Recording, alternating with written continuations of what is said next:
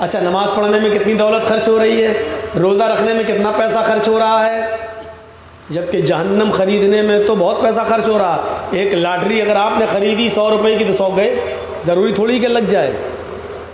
اب جنت میں جانے والے لوگ کون ہیں، اس کی ایک لسٹ پہلے میں آپ کے سامنے رکھ دیتا ہوں۔ گنیے، پہلا شخص جنت میں کون جائے گا، اور دیکھیے اس میں ہمیں کتنا روپیہ خرچ کرنا پڑ رہا ہے، جنت کو حاصل کرنے کے لیے کتنے روپے کی ضرورت پڑ رہی ہے، جبکہ ہم جہنم تو لاکھوں کروڑوں روپیہ خرچ کر کے خرید رہے ہیں، جبکہ جنت میں جانے کے لیے کوئی پیسہ نہیں۔ پہلا لفظ دیکھیے، پہلی حدیث دیکھیے، من قال لا الہ الا اللہ دخل الجنہ، جس نے کہا لا الہ الا اللہ وہ جنت کے اندر داخل ہوگا۔ ہم اور آپ مسلمان ہیں، ایمانداری کے ساتھ بتائیے لا الہ الا اللہ کہنے میں کتنی دولت خرچ ہو رہی ہے اور کتنا روپیہ خرچ ہو رہا ہے۔ جس نے اس بات کا اقرار کیا کہ اللہ کے علاوہ کوئی معبود نہیں، دخل الجنہ وہ جنت میں جائے گا۔ ہاں لیکن شرطیں ہیں اس کے ساتھ، ورنہ لا الہ الا اللہ تو مہاتما گاندھی بھی کہتا تھا، اور آج بھی بہت سے سیاسی لیڈران نیتا لوگ دوسرے دھرم کے جو ہوتے ہیں وہ آپ کے اسٹیج پر کبھی آتے ہیں تو آپ کا ووٹ لینے کے لیے وہ ٹوپی بھی لگا لیتے ہیں، نماز مسجد میں بھی چلے جائیں گے اور روزہ افطار بھی کر لیں گے آپ کے ساتھ، اور آپ کے منچ پر آ کر قرآن کی آیتیں بھی سنا دیں گے اور لا الہ الا اللہ بھی پڑھ لیں گے۔ اسی لیے اللہ تعالیٰ کے نبی نے دوسری جگہ شرط لگائی ہے، من قال لا الہ الا اللہ صدقا للقلب دخل الجنہ، جس نے لا الہ الا اللہ کہا دل کی سچائی کے ساتھ، دل سے یہ کلمہ پڑھا اور دل سے اس بات کی گواہی دی کہ اللہ کے علاوہ کوئی معبود نہیں، وہ کہاں جائے گا، جنت میں۔ اور ایک حدیث کے اندر اللہ کے نبی صلی اللہ علیہ وسلم نے فرمایا کہ لا الہ الا اللہ مفتاح الجنہ، لا الہ الا اللہ جنت کی کنجی ہے، جنت کی کی ہے، جنت کی چابی ہے۔ صحابہ نے کہا اللہ کے رسول جب لا الہ الا اللہ کہہ دیا اور جنت کی چابی مجھے مل گئی تو ہم تو جب چاہیں گے تب جنت کا تالا کھول لیں گے۔ بھائی لا الہ الا اللہ لیجئے، ہم نے پڑھ لیا، جنت کی چابی ہمیں مل گئی، اب ہم تو جائیں گے جنت کا تالا کھولیں گے اور جنت میں داخل ہو جائیں گے۔ اب ہمیں نماز پڑھنے کی، روزہ رکھنے کی، حج کرنے کی کیا ضرورت ہے، جب لا الہ الا اللہ ہی جنت کی چابی ہے تو اور عمل کرنے کی کیا ضرورت ہے۔ تو اللہ کے نبی مسکراتے ہیں اور کیا کہتے ہیں، ہاں صحیح کہہ رہے ہو، میں جانتا تھا تمہارے دماغ میں یہ بات آئے گی۔ تو اللہ کے رسول نے کیا فرمایا، لا الہ الا اللہ مفتاح الجنہ لیس لہ اسنان، لا الہ الا اللہ جنت کی چابی ہے لیکن اس چابی کے اندر دندانے نہیں ہیں۔ کبھی بھی آپ نے دیکھا ہوگا چابی جو آپ کے پاس ہوتی ہے، چاہے گھر کی ہو یا موٹر سائیکل کی ہو یا فیکٹری کی ہو، اس چابی کے اندر ہلکے ہلکے گڈر بنے ہوتے ہیں، گڈر دانے ہوتے ہیں اس کے اندر۔ اتنی بڑی چابی ہے تو یہاں دانے، یہاں مطلب گڈھے بنے ہوتے ہیں۔ سمپل چابی سے آپ کا تالا نہیں کھلے گا جب تک گٹر نہیں ہوں گے اس کے اندر، دندانے نہیں ہوں گے اس کے اندر۔ تو اللہ کے نبی نے فرمایا لا الہ الا اللہ چابی تو ہے لیکن سمپل چابی ہے، اس کے گٹر نہیں ہیں، اس کے دانے نہیں ہیں۔ اور جنت کا تالا کھولنے کے لیے اس چابی میں گٹر بنانا پڑیں گے، اس چابی کے اندر دندانے بنانا پڑیں گے، اس چابی کے اندر گڈھے بنانا پڑیں گے، تب تالا کھلے گا۔ تو صحابہ نے کہا اللہ کے رسول پھر ایسی چابی کا کیا فائدہ جس میں دانے ہی نہ ہو، آپ دے ہی رہے ہیں تو ایسی چابی دیجئے کہ جس کے اندر گٹر بھی ہوں، دندانے بھی ہوں اور ہم تالا کھول سکیں۔ تو اللہ کے رسول صلی اللہ علیہ وسلم نے فرمایا کہ اسنانہ اس کے دندانے اقام الصلاۃ و ایتاء الزکاۃ والحج و صوم رمضان، یہ اس کے دندانے ہیں۔ جب تک لا الہ الا اللہ کے بعد تم نماز نہیں پڑھو گے، روزہ نہیں کرو گے، زکوٰۃ نہیں دو گے اور حج نہیں کرو گے، تب تک یہ تالا تمہارا کھلنے والا نہیں ہے۔ جنت کا تالا تبھی کھلے گا جب اس کے اندر یہ 4 دندانے تم بناؤ گے۔ دیکھ رہے ہیں جنت کا راستہ؟ اچھا، نماز پڑھنے میں کتنی دولت خرچ ہو رہی ہے، روزہ رکھنے میں کتنا پیسہ خرچ ہو رہا ہے، جبکہ جہنم خریدنے میں تو بہت پیسہ خرچ ہو رہا ہے۔ ایک لاٹری اگر آپ نے خریدی 100 روپے کی تو 100 گئے، ضروری تھوڑی کہ لگ جائے، وہ تو دھول میں لاٹھی ہے، کبھی لگ گئی، ورنہ بربادی ہی ہاتھ آتی ہے۔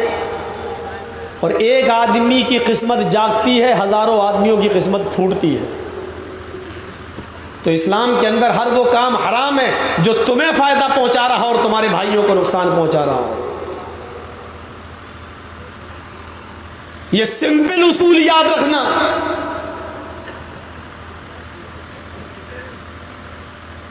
سمپل اصول۔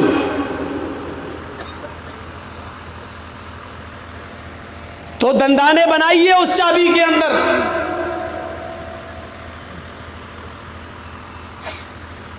ایک اور حدیث سناتا ہوں، جنت میں جانے والا آدمی، ممات لا یشرک باللہ شیئا دخل الجنہ، جس آدمی کو اس حال میں موت آئی، جس آدمی کو اس حال میں موت آئی، جس انسان کا انتقال اس حال میں ہوا کہ وہ اللہ کے ساتھ کسی کو شریک نہیں کرتا تھا، وہ اللہ کے ساتھ کسی کو ساجھی نہیں بناتا تھا، جو توحید پر مرا، جس کا انتقال توحید پر ہوا، اور جو مرتے وقت تک بھی مشرک نہیں تھا، اللہ کے ساتھ کسی کو شریک نہیں ٹھہراتا تھا، جو اس حال میں مرا کہ وہ اللہ کے ساتھ شرک نہیں کرتا تھا، تو یہ کہاں جائے گا؟ دخل الجنہ، جنت کے اندر جائے گا۔ اب سوچو، جو بیٹا بیٹی مانگتے ہو، مر رہے ہو، کیا ہوں گے؟ بابا تیرے در پہ آیا ہوں تو جھولا جھولی بھر کے جاؤں گا، اور وہیں مر گئے ہوں، کیا ہوگا ان کا حل؟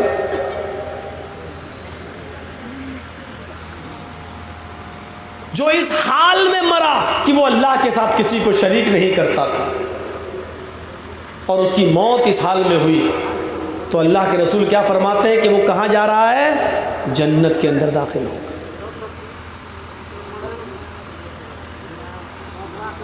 کتنا سمپل راستہ ہے۔ ایک راستہ اور بتا رہا ہوں، من کان آخر کلامہ لا الہ الا اللہ دخل الجنہ، جس آدمی کی بیماری ہے اور بیماری میں حد سے زیادہ بڑھ گیا ہے، بچنے کا کی امید نہیں ہے، موت اس کے قریب ہے بالکل، اور مرنے سے پہلے اس کی زبان سے آخری جملہ لا الہ الا اللہ نکلا، لا الہ الا اللہ، اس کے ہونٹ ہل رہے ہیں، اس کی زبان سے جملہ نکلا لا الہ الا اللہ، اور مر گیا۔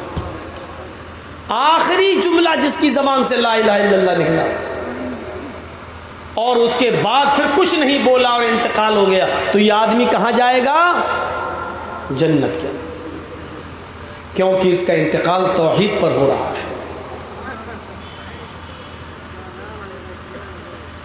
یہ تو صرف لا الہ الا اللہ کے تعلق سے میں نے بتایا، ابھی آگے چلیے، کیسے راستے اللہ کے نبی بتا رہے ہیں کہ یہ کام کرو تو جنت میں چلے جاؤ گے۔ آج ہم ان کاموں سے کتنا دور ہیں، ایمانداری کے ساتھ بتائیے۔ لا الہ الا اللہ پڑھنے میں کتنا ٹائم لگتا ہے بتائیے تو؟ ہم چاہے تو اس کو اپنا وظیفہ بنا سکتے ہیں، اٹھتے بیٹھتے چلتے پھرتے لا الہ الا اللہ، لا الہ الا اللہ، لا الہ الا اللہ، لا الہ الا اللہ پڑھتے رہیے۔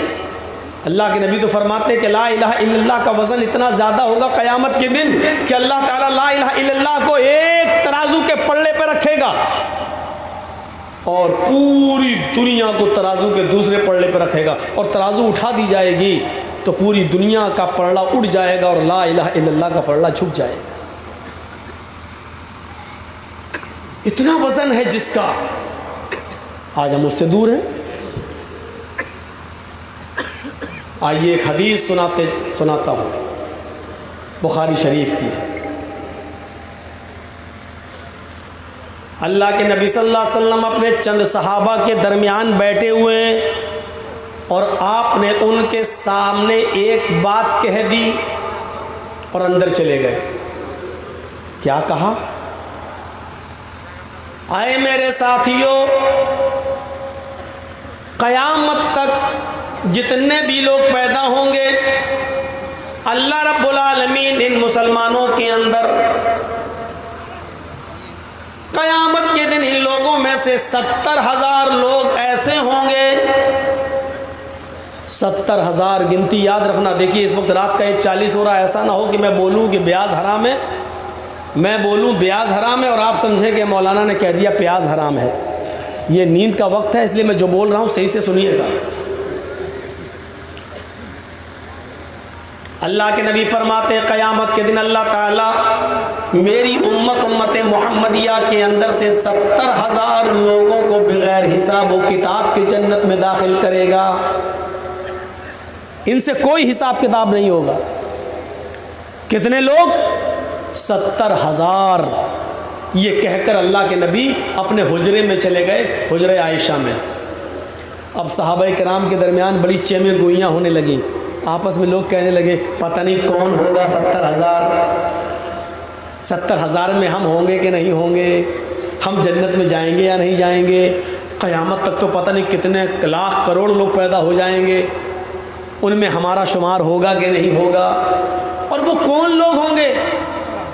کچھ لوگ کہنے لگے ان میں ہم نہیں ہوں گے، اس لیے کہ ہم لوگ پہلے کافر تھے بعد میں اسلام لائے، شاید یہ 70,000 لوگ وہ ہوں گے جو اسلام ہی کی حالت میں پیدا ہوئے ہوں گے اور اسلام ہی کی حالت میں مرے ہوں گے، ان لوگوں میں سے 70,000 لوگ ہوں گے۔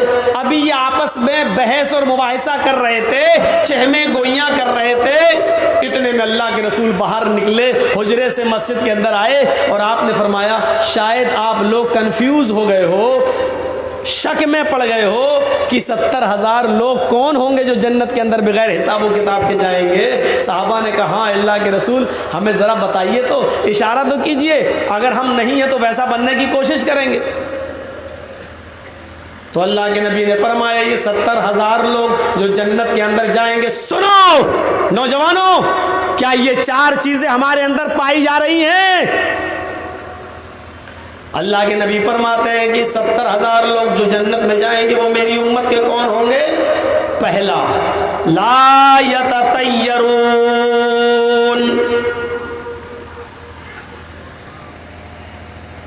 ولا یقطعون،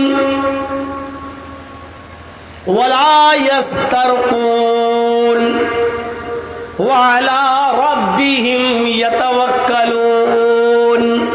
یہ 4 قسم کے لوگ بتائے ہیں جو بغیر حساب و کتاب کے جنت کے اندر داخل ہوں گے۔ پہلا، لا یتطیرون، جو بدشگونی نہیں لیتے ہوں گے، جو بدشگونی نہیں لیتے ہوں گے۔ بدشگونی جانتے ہو؟ آج کون سا دن ہے؟ سنیچر۔ ہم نے کوئی کام کیا سنیچر کے دن وہ بگڑ گیا، لاکھوں کا نقصان ہو گیا، پھر اتوار سوموار منگل بدھ جمعرات جو بہت اچھا کام چلا پھر لاکھوں کا فائدہ ہوا، پھر سنیچر آیا دوسرا، پھر میرا لاکھوں کا نقصان ہو گیا۔ کیا بات ہے، پہلے بھی سنیچر کو نقصان ہوا تھا، آج بھی سنیچر کو نقصان ہو گیا۔ پھر ہم نے کام کرنا شروع کیا، پھر اتوار سے لے کر جمعے تک پھر بہت اچھا کام چلا، بہت فائدہ ہوا، پھر سنیچر کا دن آیا، پھر نقصان ہو گیا ہمارا، پھر لاکھوں کا۔ یہ تیسرا سنیچر ہے میرا نقصان ہو گیا۔ یہ سنیچر کا دن بڑا منحوس دن ہے، یہ سیٹرڈے بڑا خراب دن ہے، یہ ہمیں لگتا ہی نہیں ہے، یہ ہمیں فائدہ نہیں پہنچاتا ہے، یہ جب بھی آتا ہے ہمارے کاروبار میں نقصان۔ اب ہم سنیچر کے دن کام ہی نہیں کریں گے، ہفتے میں 1 دن چھٹی بنا لی، سنیچر کے دن ہم کاروبار نہیں کریں گے، کیوں؟ لاکھوں کا نقصان ہو جاتا ہے۔ سنیچر کا دن منحوس دن ہے، اب ہم نے سنیچر کے دن سے فال لے لیا۔ کیا کہا؟ بدشگونی۔ سنیچر کا دن برا دن ہے، ہم کام نہیں کریں گے، یہ ہے بدشگونی۔